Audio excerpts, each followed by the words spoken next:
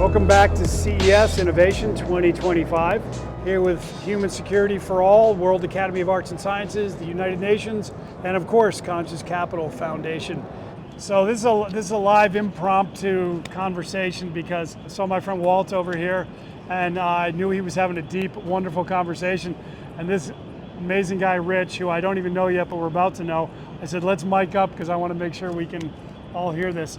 So, all right, I'm going to put you on the spot. What were you guys talking about? Because I had a sense you guys were really going deep.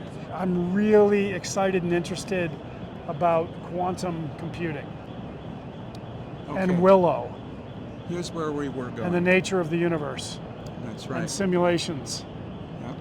One of the things that we were talking about at a higher level is that there is a deeper, when you meet somebody like Dr. Chandrasekhar, who's got a comet named after him now, you understand. Oh, by the way, right? Yeah, you start to realize that there is a deeper level of reality that a lot of people just aren't capable or don't want to pay attention to, because I call it macromyopia. Mm-hmm. Macromyopia. We are blind. Beautiful term. Blind to the big picture. Beautiful. Okay?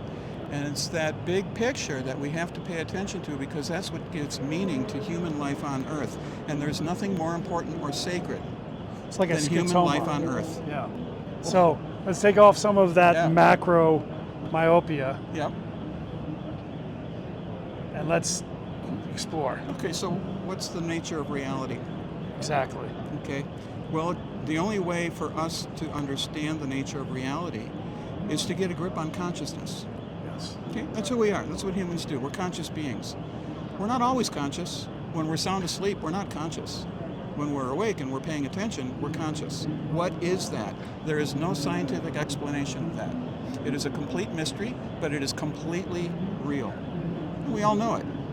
So that's what fascinates me right now. What is the nature of consciousness, and how far does it go? Well, turns out it spans the universe, and there's a new thinking going on right now.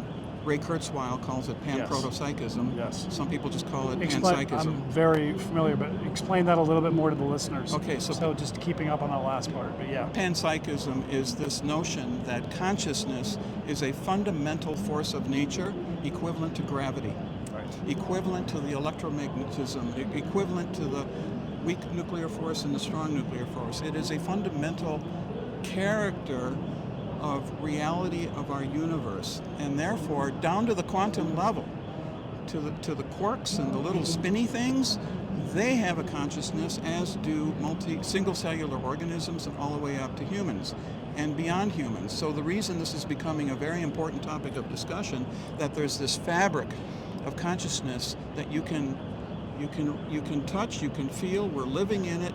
But you can go to a place of awe, a place of transcendence that goes beyond. Can you pierce it? Can you pierce it? Some people do, and I gave a 2-hour history lesson. It was a talk on Vimeo about the history of LSD in Palo Alto. Sure. And this was in the psychotropics to be able 1940s and 50s and 60s, before LSD was illegal. Minds were blowing, because when you have that experience, you realize there's something beyond the trappings of the illusions of the common human mind. So that's the part. The shamans will call it, in the indigenous wisdom ways, of the awakening, or moving from sleepwalking to a level of opening. It's been there for thousands and thousands of years. So I think that our work as thoughtful human beings is to take it up. Let's get some faith that there's a better path forward. And I think that if we can grasp a sense of faith and look forward to a better future for all humans, all humanity, and we're going to make that happen. Have faith that there's a better path forward. Yes. And we just made that happen right now, right here, live, over the past few minutes. So, game on. Sitting in the middle of two legends here in this magical place at CES Innovation. Thank you guys for listening. Thanks for playing.